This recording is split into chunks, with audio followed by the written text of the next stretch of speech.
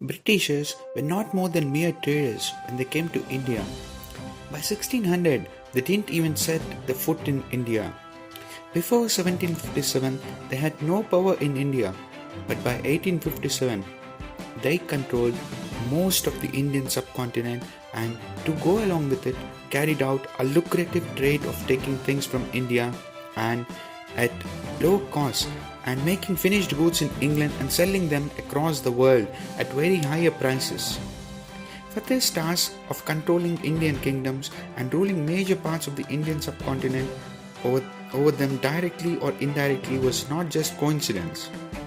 In this video, we'll learn how the East India Company expanded its territory in the Indian subcontinent from being mere traders using certain policies. The company of traders and merchants had a handful of policies to apply on the native kingdoms to rule Subsidiary alliance system and Doctrine of Lapse. These two systems proved really helpful to the British in expanding their territorial power in India. Subsidiary alliance system was an agreement between the native king and the East India Company. This system was introduced by Wellesley.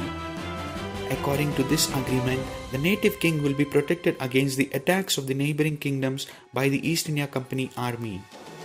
The responsibility to protect the king and the kingdom 24/7 is of EICs. In return, the native king has to pay salaries to the East India Company army.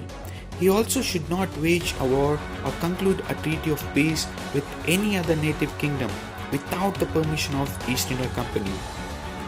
The foreign affairs of the native kingdom is to be managed by an officer of the East India Company stationed in the court of the native kingdom. Also, he is not supposed to employ any other European in his court other than the members of the East India Company. Indirectly, the power to manage things of importance were taken away by the East India Company from the native kings, whosoever signed the treaty. The king merely remained a puppet and only to pay salaries to the East India Company army. Slowly, the native kings, on the pretext of this treaty, were drained out of their wealth and of their power, and were pauperized finally. Kings which joined this policy and were victims of British tactics of expansion, to name a few, were the Nizam of Hyderabad, Mysore Raja Tipu Sultan, Nawab of Awadh, and many Maratha states also fell prey for this. The other policy which proved lethal and fatal to the East India Company power in India was Doctrine of Lapse. In India, earlier, if any king did not have a natural male heir to the throne, he would generally adopt someone and coronate him as the prince, who would later become king of that state. This is the norm in the native kingdoms of India, but according to this policy, if a king did not have a male heir, that kingdom after the death of the king would fall into the hands of the EIC administration, and the adopted son cannot be a prince and has the right to rule in future is nullified. This policy was used by governor generals from 1834, but Dalhousie popularized it by occupying kingdoms extensively during his term as governor general. This policy of Dalhousie's angered a lot of native kings and princes who became nobody after the death of their adopted fathers.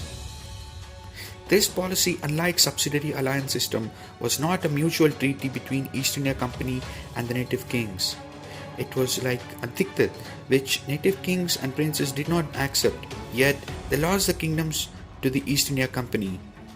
Few kingdoms which fell prey to this policy were Jhansi, Nagpur, Satara, Udaipur, Orkot, and many others. And in other kingdoms, they plotted against the kings with their army commanders or cousins for treason, in an agreement that these treasurers, loyal, ever so obedient to the royal governor generals of the East India Company, would be made as the Nawabs as a gift for their treason against the native kings. Also, in other kingdoms like that in the Punjab and Afghans, they did wage battles. That's how they were able to change the names of the rulers on the maps and cartograph the East India Company's name on the Indian subcontinent and etched a name for themselves in the history of India.